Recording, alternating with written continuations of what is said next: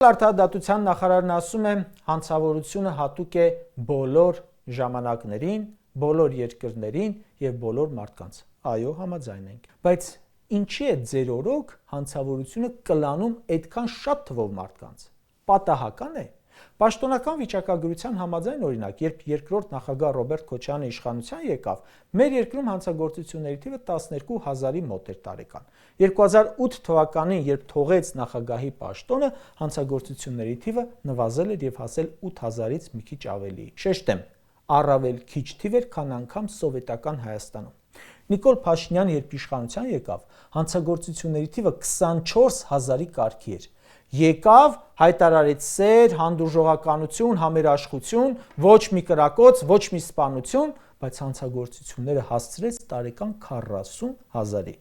Հիմա արտահայտության նախարարն ասում է, բոլոր երկրներում էլ լինում են։ Այո, բայց ինչու էր նախագահ Քոչարյանի օրոք 8000, Փաշինյանի օրոք 40000։ Պարգևավճարը դրա համար եք ստանում։ Ձեռնտու է ամենուր այսպիսի քաոսը։